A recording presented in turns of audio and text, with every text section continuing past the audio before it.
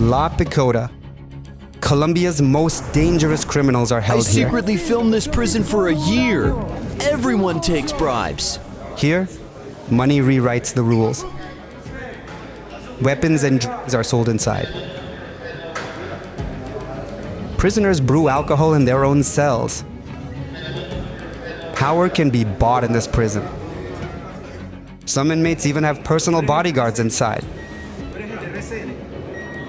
Today, I'm here to join Operation Domino, the biggest prison raid in Colombia's history. I will enter these cells with the police. I will take part in searches for illegal substances. This is what was seized in today's prison raid. Knives, phones, liters of alcohol, and drugs.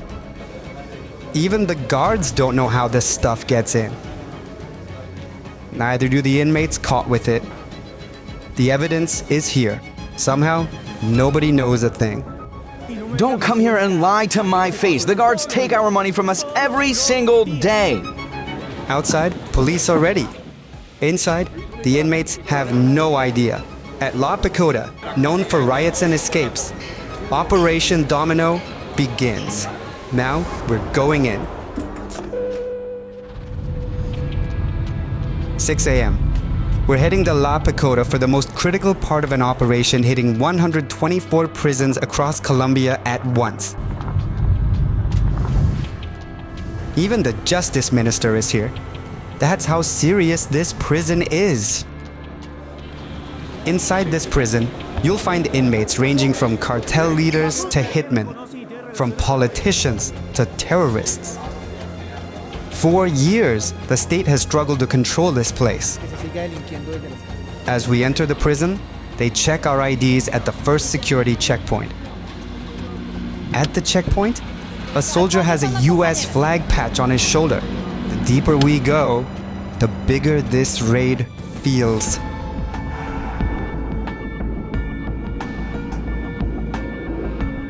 La Picota looks like an ordinary prison from the outside. But once you step inside, you realize it's far bigger, far more complex. This main building has 8 floors. It holds more than 9,000 inmates, more than double its official capacity, a constant pressure that could explode at any moment.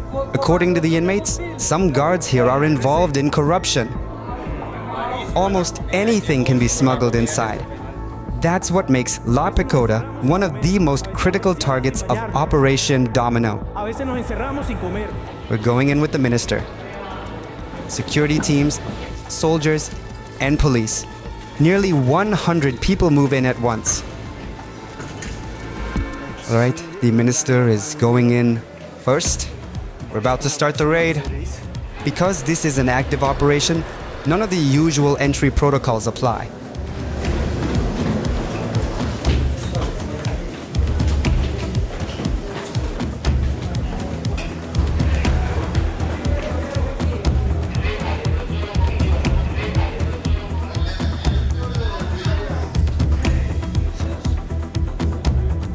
Now, we're in the middle of the criminals. As we step in, I realize the inmates were just pulled from their cells. They're all here, gathered in the central area, waiting. The same stunned look on every face. They just wait, not knowing what's happening. They've gathered the inmates in the yard. They're about to search the cells. Among them are serial killers, politicians, terrorists, and drug traffickers. Minutes ago, they were in their usual routines. As police search the cells, inmates start speaking up, starting to tell us how things work inside. Food, electricity, how they treat us, everything. No food, no water, no electricity. We spend the whole day thirsty and in the dark. In that moment, there was no way to verify their claims, but they all pointed to the same problem. The food system here is corrupt. The cells we were about to enter in a few minutes would show us that not everyone inside is equal. I'll bring you what they call food here, so you can put it in your documentary. Film it. Put it in your documentary. See what we're given every single day. The food they give us is terrible. Seeing the cameras, the crowd, and the Minister of Justice, the inmates realize this isn't a routine search. Tension rises, and the reaction turns directly toward the prison authority, INPEC. There are no human rights here. Corruption runs 24/7. No water. The food is terrible. If you pay a bribe, the guards will bring anything inside. I secretly filmed this prison for a year. What do you want? Don't drag me into more trouble because of you. Everyone takes bribes. Once the initial shock wears off, the inmates begin speaking again, this time directly to the minister, right in front of the cameras. They don't believe this footage will ever be shown. They know they could be punished for speaking, even transferred to another unit. They spoke anyway. I take full responsibility for everything I'm about to say. I'm sure after this, they'll move me somewhere else, okay? In that moment, I realized I have a responsibility just by being there. I see it as my responsibility to share what they're saying with you without cutting them off. With regard to healthcare and overcrowded conditions, we're taking steps to remedy these issues, but unfortunately we're not seeing results as quickly as we would like. We know there's profit being made here and we're trying to fight it. We're also working on a program in Cali. Well before inmates are released, it's important that they be prepared with guidance, job skills, and mental health care counseling so that they can more easily reintegrate into society. They won't return to crime and end up back here again. The state must give people a real chance after release. What would you like to say? I apologize in advance. I'll try to speak English. This prison is a disgrace for Colombia. Soon they'll come for a documentary from Netflix, HBO, and Apple. It's going to be an international scandal. You should be ashamed of this place. Everyone will see what happens here. How you treat inmates, no water, no electricity. You cannot even eat the food here. You are the shame of Colombia. You should represent this country better. Cooperate with President Gustavo Petro. Shame on you. You should be ashamed this place exists. This place is not a prison. This is a factory built to generate money. Guards bring anything inside, then they steal it and sell it again. These are the facts. This goes against the president's ideology completely. This is how things work in Colombia. Fuck it. Let the world know that there is oppression here. Of course these conditions may seem difficult to you, but we are working to improve them. Who has been here the longest? Some inmates have been here for 14 to 18 years.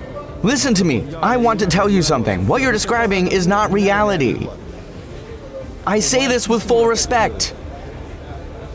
I think you're lying to me. Look, we're all men here. If you take off those uniforms, we're all the same. All of us the same. Don't come here and lie to my face. You're lying. You can't guarantee anything. Nothing. Okay, take it easy. We have no water, no food. The healthcare system is terrible. And you're talking to me about politics. People here don't even have food to eat. There are rats. There are rats. In the food they bring. I'm sorry for getting angry, but you come here and lie straight to my face. I'll tell you something honestly. Because God has given us the chance to say this to your face, you are a minister. I was in prison because I was going to become a minister in the cabinet. The guards take money from us every single day. Every single day. From the warden to the guards, everyone takes bribes. I'm speaking only for myself. Don't involve anyone else. Every day. You have water in your home 24 hours a day. We don't. We don't have water. Sometimes it comes for 1 hour a day, sometimes 2. Sometimes we're locked in our cells without even eating, without even showering. Is this human dignity? Is it?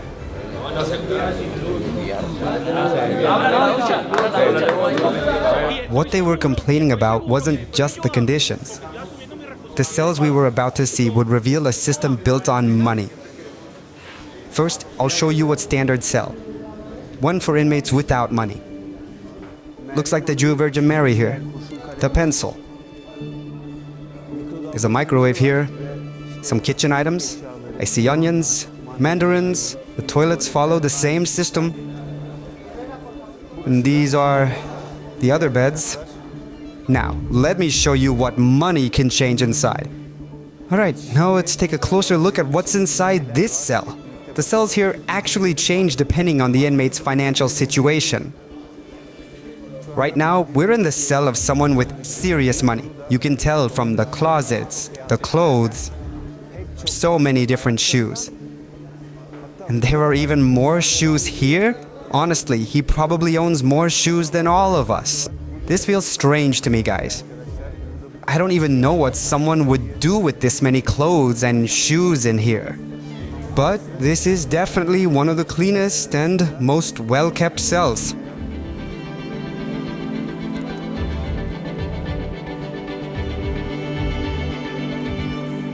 Alright, we're starting the searches with the dogs now. If they detect anything, they will go straight for it. First two cells came out clean. In terms of drugs, if there's anything illegal here at all, we will find them all.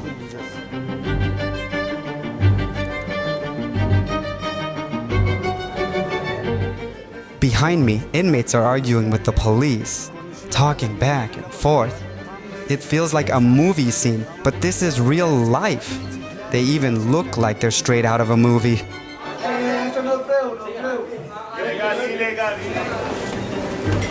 This is what the guard's office looks like. In a way, they're living a kind of prison life too. This is their workspace.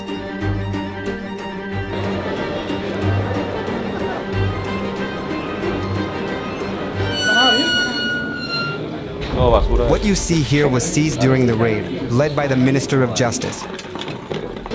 But what surfaced today isn't just contraband. It's the economic system inside this prison.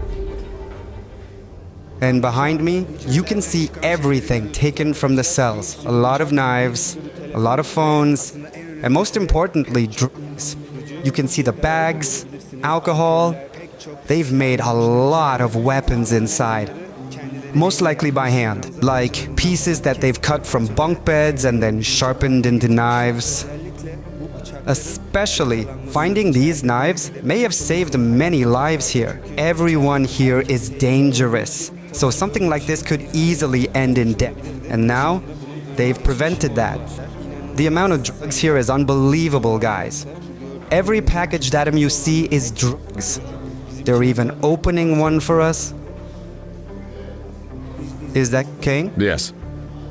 All the bags you see here are cocaine. Is this cocaine too? It's used to dilute it. I mean, just looking at everything that's gathered here, I would say there's about a kilo here. Honestly, I didn't expect this much contraband and drugs. It's far beyond what I imagined. We asked about the most unusual drug they found. Tutti. Tootsie. In this operation, Tutti. Is it cocaine or something like cannabis? The pink one. It's pink cocaine? A pink-colored hallucinogenic chemical drug. Similar to cocaine, but slightly stronger. The minister is here now, looking at what was found. The minister and the warden stand over the table, congratulating the guards. All of this contraband found in one raid. In that moment, a line from Rick and Morty came to my mind. Your booze mean nothing. I've seen what makes you cheer. Your booze mean nothing to me. I've seen what makes you cheer. None of this appeared overnight. Every item on this table made its way inside day after day. In that moment, we were all thinking the same thing. How did all this contraband get in? This is not a prison. This is a factory built to make money. Guards bring anything inside, then they steal it and sell it again. Presently, we're trying to reinforce prison security with the assistance of the Army. But frankly, the current measures are inadequate, and that is our concern. We must stop the economic system operating within prisons. This system creates gangs inside, and we need to confront those gangs. This is what makes this raid historic, because what was found here is not just handmade knives, phones, alcohol, or drugs. Each of these items points to a second system, built inside this prison, outside the control of the state. Here, money doesn't just bring privilege, it rewrites the rules. If you have money, you can buy protection. You can buy a better cell. You get access to phones, alcohol, drugs, and a more comfortable life. One question stays in my mind. After we leave, will anything here actually change? The minister has promised to fight this system. Unfortunately, prisons are not hotels. However, we must provide humane conditions for inmates. But at the same time, we must maintain order inside. And this operation is clear proof of that. We want to show that the government, together with prison authorities, is doing everything possible to prevent crime inside prisons. In La Picota, what keeps inmates going isn't big hopes, it's small routines. And work is one of the most concrete parts of that routine. Inmates who want early release are given the option to work inside the prison as part of their sentence.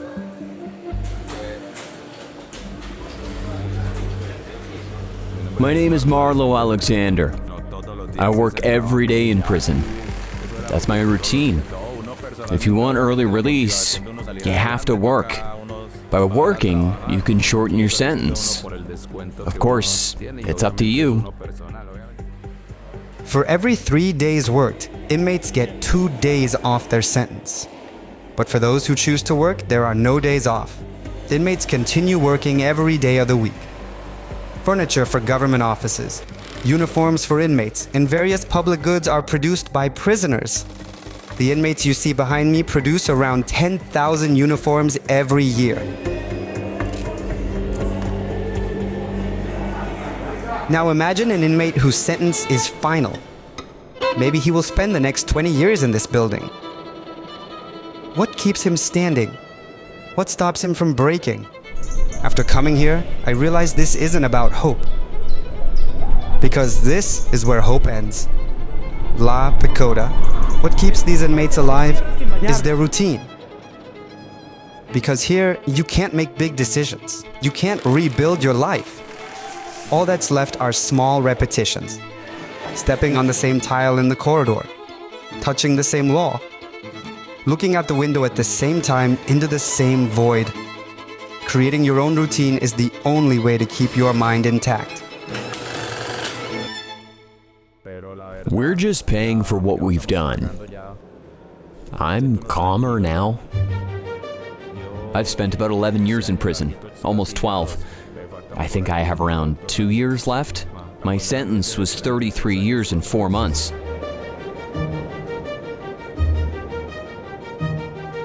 When you go to prison, you realize money isn't everything. There are things you should truly value. Family, children, your partner, right? You know? My family, they know me well. They know I'm a good person. I hope they can forgive me for what happened. I caused them deep pain. I hope they never forget how much I love them. When you're young, you make mistakes, but I don't see myself as a bad person. My name is Luis Felipe Capador Pardo. I have children waiting for me, grandchildren too. My wife passed away recently. If someone is sent to prison, there's a reason. I believe prisons teach us something. When you finally get out, you shouldn't end up back here over a simple fight. In prison, we're away from our families for a long time. While spending time in prison, we lose opportunities to enjoy certain things in life that perhaps we've not experienced yet. What are you here for? Illegal possession of a firearm. Murder. I'm here for attempted murder and aggravated theft. for trafficking. In prison, routine slowly turns into addiction. Every man in here has one. Some to alcohol, some to drugs. Some are addicted to killing time. Some to their own routine. Because here, you can't survive without holding on to something. Some become addicted to discipline, making music every day. Some carve wood, others sew clothes. They work every day of the week. It shortens their sentences. In prison, everyone fights their own battle. Some against the prison, some against themselves. Here, you have to show tolerance to people. You have to choose carefully who you spend your time with, you know? Of course, money is always necessary here. Let's say you need a bed, they give you one, but you can buy a better one. And as for food, well, the food comes, how do I say it, maybe you can buy something better. Some have grown thick skin, hardened over the years. Others are still fragile. That's why inside, everyone returns to what they know. A familiar sound, a familiar movement, a familiar effort. Because in here, what a person fears most is themselves, losing belief, facing their own darkness. El mundo lo hace a su modo, mientras que yo pienso ver si puedo y no es necesario hablar mal ni tener mal vocabulario, solamente demostrarle a mi gente que sí se puede, que sí hay ambiente, que sí se tiene la ideología de hacer música siempre con alegría, porque si tengo energía, porque lo hago así, todo es original raza. Yeah, you're perfect, man. I never imagined something like this in my life. Making music like this with inmates in Colombia, I can't even describe how I feel right now. I'm incredibly happy. This is exactly why I do this. And knowing you're witnessing these moments makes me even happier. As I leave La Picota, there's only one question in my mind. After we're gone, will anything here really change? Because what I saw today wasn't just the contraband seized in the raid. What I really saw was the economic system inside this prison. Sometimes, what corrupts a place isn't the presence of evil, but how it slowly becomes normal. And maybe the darkest part of a prison is when no one is surprised by it anymore.